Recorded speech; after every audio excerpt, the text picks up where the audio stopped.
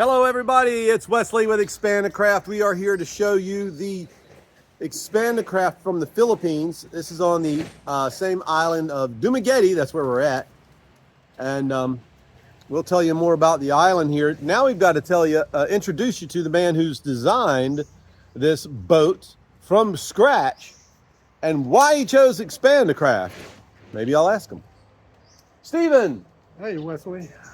Stephen, this has got to be one of the most outrageous uses of the Expandacraft hulls I've ever seen. This is far beyond what it was designed for. Not under warranty, by the way. Wait a minute, we'll talk about that. Yeah. Stephen, one of the folks are asking me, excuse me, why are these so thick, the cross tubes? But you don't call them cross tubes. What do you call them? This is the support coming off the boat is called a turret. Turret. And what they call the outriggers here is a katig. Katig and karik. Turret. Now, up here, this platform on top is known as a lantai. Lantai. Lantai is also a Visayan word for see. So as you would see something, so that platform allows you to get out and see, so they call it a lantai. The reason I went with aluminum is because hopefully this is the last boat that I build, and at my age I hope it will last throughout my lifetime. I wanted to build a boat from scratch to where I knew every in and out of the boat, every wire, every gas line. These come off though, they're disassembly. These will come off to go down the road. As you notice, the boat is on a trailer. The legal limit for riding on Philippine roads is 8 foot 2 inches. 8 feet 2 inches is the legal limit, and of course this boat is considerably wider than that. So if you notice right here, we have a cleavage pin. This cleavage pin will come out. Yeah. And this cleavage pin here will come out, which does two things. It releases the lantai on the top. Right. And it also allows us to remove this part of the turret from because this part goes all the way through the boat, right? It goes all the way through. It has 1/4-inch aluminum plates inside and out.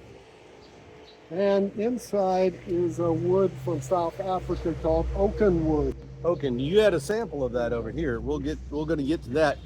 So there is wood inside the aluminum, and we're going to talk about those angles and flanges here in a minute too.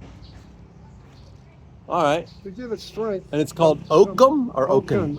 O-K-A-N. It is a class 5 wood that they use without treating to build railroad trustles and things through brackish water. Oh, so it's... I tried to find teak marine because grade. This is a teak island. Yeah. But the Spanish, when they were building their galleons, just about depleted all the teak in the Philippines. That's been hundreds of Belize years, was the same way. and it hasn't come back. So, In Mindanao, they do grow some teak, but I had to bring this from Manila to support inside, not completely, but in the strategic points with the oaken wood. so tell me, this structure here that the hulls, my hulls, are attached to. If you guys will notice, he does use the tabs here. These are starboard, regular stuff, but he's attached them with this. What part of this stays with the hull and what part comes off when transporting? This is an aluminum frame that we fabricated here, and the way it comes off is, you see, I have 2 cleavage pins here. I do them opposite to hold strength. So I pull one cleavage pin, pull another cleavage pin, and the katiks or outriggers will slide down. Gotcha. There's 6 cleavage pins holding each of the katigs or outriggers. And this rod that I'm holding here that goes through, what's the function of That's that? a stainless steel rod in full length of the turrets. Right. And I noticed too, you've got another, it's not stainless, this is aluminum. Down here on the So bottom. he's not using wood pegs to hold this together. This man's got everything made out of aluminum. Yeah, it's a solid aluminum rod, which gives the outrigger strength, as well as we buck them up against all the inserts to keep them from sliding. Now, one of the things that I had noticed, now I have to make sure that he is, now the Expandacraft can take a lot of side loading, and it's supposed to wiggle a bit because wiggling is better than breaking.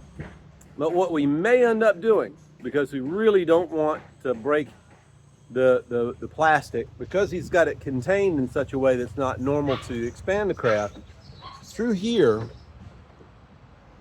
if he hits a dock or something and gets a heavy side loading, he could actually break one of the parts. And well, replacement to the Philippines is, well, it took you a while. It'll be a while. And we don't want that to happen. So we might do some kind of strap collar, like a strap that goes around stainless with a flange that sticks up, a tang, and then attach something here. Also going to do some kind of, or I had talked to him about not presenting a flat edge to the oncoming waves, but maybe have some kind of button or bulbous shape, or even a V that matches the Expandacraft. So, what's the purpose of this boat? Purpose is for scuba diving, deep sea fishing, taking the family on a barbecue out in the cove. How wide is relaxing. the boat itself, just the boat center hull? The boat itself has a 6-foot beam, and then with your land ties coming out 3 foot on each side, it gives me a 12-foot platform across the boat. And the overall beam from end to end? It's 24 foot. 24. I thought so. I thought I had said 16, but no, 24 feet. And then the outriggers, or katigs as they're called, are 20-foot pieces. Yep, 20-foot Expandacraft parts. Well, let's go and show you a little bit more of that. That's a bow. Okay. And we've got 1, 2, 3 center hulls and stern. And to be exact, it's 20 feet 9 inches. Oh, and let's show you what he's powering this thing with. This is brand spanking new, right? Yeah, that's a 140 four-stroke Suzuki. So this gives you an idea of the size of the boat. It's kind of like a sailboat. It'd be really tender if it didn't have the katigs. Am I saying that right? Katig? Katigs, right. Katig. You know, they've been using katigs here in these waters for millennial. Thousands of years. And I'm not coming to change that. If they find them necessary, they know the waters, and that's why I decided that I would build my boat in accordance to the way that they navigate the waters here. We spoke about where the water line would be, and we believe and have calculated that the Expandacraft hulls, and give you this shot, should just barely be kissing the water. So he is not relying on the volume of the outriggers to float the boat.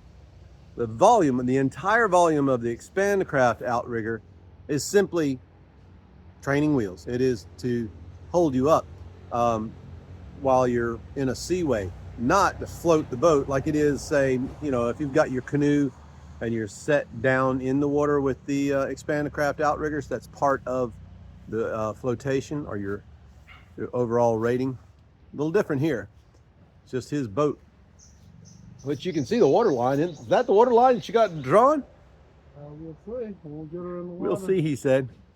Well, folks, this is just a quick, well, it's been almost 9 minutes. That's not too quick. There we go. We're going to put this thing in the water soon, and we'll have video of this thing coming apart, going down the road, and launching, then eventually in the water, which is why we're here. Expandacraft.com. Don't forget, thumbs up, like us.